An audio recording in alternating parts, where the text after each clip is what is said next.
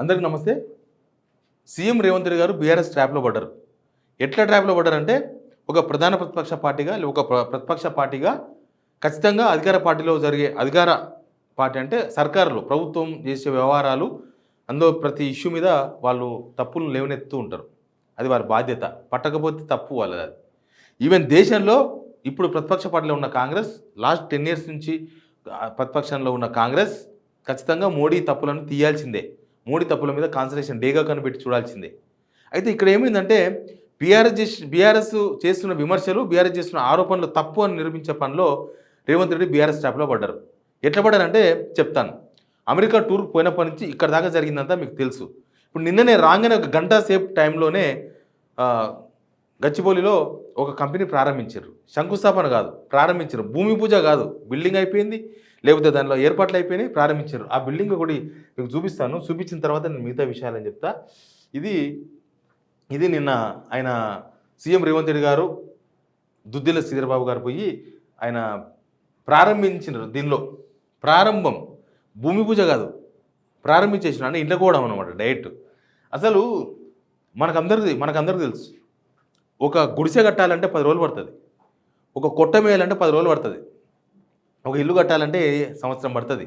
ఇంత పెద్ద బిల్డింగ్ కట్టాలంటే 10 ఏళ్ళు పడుతుంది, 5 ఏళ్ళు పడుతుంది. తక్కువ ఎన్ని డబ్బులు గుమ్మరించినా 5 ఏళ్ళు పడుతుంది అన్ని చూసుకొని కట్టేవారు. కానీ మరి 10 రోజుల క్రితమే అమెరికాలో ఎంఓయూ చేసుకుంటే ఈ 10 రోజుల్లోనే కంపెనీ ఇక్కడ ఎట్లా పనులు స్టార్ట్ చేసింది? ఈ బిల్డింగ్ 10 రోజుల్లో కట్టిందా? ఇది ఓన్ బిల్డింగ్ నాకు తెలిసి వీళ్ళది. ఒకవేళ రెంటెడ్ బిల్డింగ్ అయితే కూడా 10 రోజుల్లో ఈ బిల్డింగ్ దొరకాలి, ఈ బిల్డింగ్ అగ్రిమెంట్ చేసుకోవాలి, ఈ బిల్డింగ్ వీళ్ళకి అనుగుణంగా లోపల మొత్తం స్ట్రక్చర్ అంతా కంపెనీకి అనుగుణంగా మార్చుకోవాలి. ఇదంతా జరిగిందా 10 రోజుల్లో? సాధ్యమా? సాధ్యం కాదు, ఇంపాసిబుల్. కానీ ఇది 10 రోజుల్లో నేను జస్ట్ అమెరికా పోయి ఇట్లా పోయి మాట్లాడొచ్చినా ఎంఓయూ చేసుకోగానే ప్రారంభోత్సవం చూసినావా అని చూపించే ప్రయత్నం చేసినారు.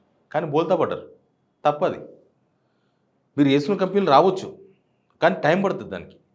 బీఆర్ఎస్ వాళ్ళు మీ అమెరికా టూర్ ఫెయిల్యూర్ అని చెప్పే ప్రయత్నంలో, లేకపోతే దాన్ని జనాల ముందు నిరూపించే విషయంలో సక్సెస్ అయినారు. ఎట్లా సక్సెస్ అయినారంటే, ప్రధాన ప్రతిపక్ష పార్టీగా లేకపోతే ప్రతిపక్ష పార్టీగా ఎప్పుడైనా సరే సోషల్ మీడియా జనాలకు రీచబుల్ ఉంటుంది. మీరు కాంగ్రెస్ అధికారంలో లేనప్పుడు మీ సోషల్ మీడియా జనాలకు బాగా రీచ్ అయ్యేది, వినసొంపుగా కనిపించేది. అధికారంలోకి వచ్చిన తర్వాత మీ చూడరు, జనం కొద్దిగా ఇంట్రెస్ట్ ఉండదు. ఇప్పుడు ప్రధాన ప్రతిపక్ష పార్టీయో లేకపోతే ప్రతిపక్ష పార్టీయో ఎవరెవరు వాళ్ళు బాగా రీచ్ అవుతాయి, వాళ్ళ సోషల్ మీడియా పోస్టులు అయితే బాగా రీచ్ అవుతాయి. ప్లస్ మీ తమ్ముడు కంపెనీతో 1000 కోట్లు అగ్రిమెంట్ చేసుకోవడం అనేది ఒక తెలంగాణ జనాలలో బాగా చర్చనీయాంశంగా మారింది. అదొక మిస్టేక్. అదేమైనా ఉంటే మీరు ముందే ఓపెన్గా పారదర్శకంగా జనాలకు చెప్పి చేసుకునేది ఉండే. ప్లస్ మీరు చేసుకున్న చాలా కంపెనీలు కూడా ఎక్స్పాన్షన్ మాత్రమే, కానీ కొత్త కంపెనీలు కావనేది కూడా జనాలకు బాగా పోయింది. ఎందుకంటే ఇక్కడ ఆల్రెడీ ఉద్యోగాలు ఉన్నది. నేను చెప్తున్నాను కదా, దీనిలో ఇది 2002 నుంచి ఉంది. 2002 నుంచి కంపెనీ ఉంది ఇక్కడ, కాగ్నిజెంట్ అనే కంపెనీ.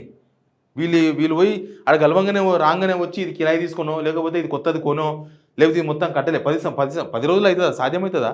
10 రోజుల్లో మనకి కిరాయిలు ఖాళీ చేయాలంటే 1 మంత్ ఓనర్ టైం ఇస్తాడు మనకు. 1 మంత్ టైం ఇస్తే మనం కిరాయిలు చూసుకొని అన్ని మూటామూల్య సర్దుకుంటాం, కిరాయి ఇంట్లోకి పోతాం. కాబట్టి ఈ 10 రోజుల్లో ఏ కంపెనీ కూడా ఇంత పెద్ద స్ట్రక్చర్ను ఏర్పాటు చేసుకోలేదు, కిరాయి బిల్డింగ్ లేదా కట్టుకునే బిల్డింగ్. ఇదంతా జమానది, మీకు సంబంధం లేదు. కానీ బీఆర్ఎస్ చేసిన విమర్శలకు కౌంటర్ చేయబోయి ఈ తప్పు చేసినారు, ఈ మిస్టేక్ చేసినారు. జనాల ముందల ఇది చిల్లర అయిపోయింది. చూపిస్తుంది చూడండి మీకు ఎట్లనో. ఈ కంపెనీ 2002లో 189 మంది ఎంప్లాయీస్తో పనిచేసింది, స్టార్ట్ అయింది. 2014 తెలంగాణ వచ్చే టైంకు 6000 మంది, సబ్జెక్ట్ టు కరెక్షన్ 6000 మంది ప్లస్ పనిచేస్తున్నారు ఉద్యోగులు. 2024 వచ్చేసరికి 57,000 మంది ఉద్యోగులు ఇప్పుడు అక్కడ పనిచేస్తున్నారు. ప్లస్ ఇప్పుడు 2024 ఇప్పుడు ఏంటంటే 15,000 మంది ఉద్యోగులను పెంచుకుంటున్నామని వాళ్ళు అది చేసి 2020 కరోనా కన్నా ముందే యాక్చువల్గా ఇది జరిగిపోవాలి. 2020 కన్నా ముందు కరోనా రావడంతో ఈ ప్రక్రియ ఆగిపోయింది. ఈ అగ్రిమెంట్ ఎప్పుడో 2019 to 20 టైంలో జరిగిన అగ్రిమెంట్ ఇది, ఎంఓయూ. ఈ తప్పు మీ అమెరికా టూరు ఫెయిల్యూర్ను కప్పిపుచ్చుకోవడానికి ఇంకొక మిస్టేక్ చేసిండ్రు. తెలంగాణ జనాలకు అర్థమవుతుంది కదా. 10 డేస్లో ఆ పెద్ద కంపెనీ ఇక్కడ బిల్డింగ్ కట్టడం సాధ్యమా? వీళ్ళు ముగ్గు పోయినకపోతే అంతవరకు ఓకే. అసలు ఈ ప్రైవేట్ కంపెనీకి సీఎం పోయి ప్రారంభించడమే ఒక అది. అసలు అమెరికాకు లేకపోతే అక్కడ సీఎం పోవడమే పెద్ద ఇది. ఐటీ మినిస్టర్ పోయి చేసుకొచ్చుకుంటారు, సరిపోతుంది. కానీ అనవసరంగా ఇరుకపోయి వీళ్ళ ట్రాప్లో పడి ఉన్న ఇజ్జత్ తీసుకునే కాడికి వచ్చింది కథ. ఒక ముఖ్యమంత్రిగా మీరు ఎక్కడ ఉండాలి, ఎట్లుండాలి అంతవరకే ఉండాలి. ప్రతిదీ నేనే, అల్లం కాడ నేనే, బెల్లం కాడ నేనే, సొంటి కాడ నేనే అంటే మిగతా వాళ్ళంతా ఏం చేయాలి? అల్లం ఏమూతలు ఏం చేయాలి? బెల్లం ఏమూతలు ఏం చేయాలి? సొంటి ఏమూతలు ఏం చేసుకోవాలి? కాబట్టి మీరు అమెరికా టూర్ ఫెయిల్యూర్ అది. ఎందుకు ఫెయిల్యూర్ అనే దానికి నేను చెప్పినా కదా! మీరు కొన్ని ఓపెన్‌గా చెప్పేది ఉండే, ఓపెన్‌గా చేసేది ఉండే, అది ఓపెన్‌గా చేయలేకపోయిండ్రు. దాని నుంచి బయటపడనీకే ఇంకొక మిస్టేక్ చేసిండ్రు. అదే ఈ మిస్టేక్. ఇది తెలంగాణ జనాలకు బాగా అర్థం కావాల్సిన అవసరం ఉంది. Please subscribe signal TV.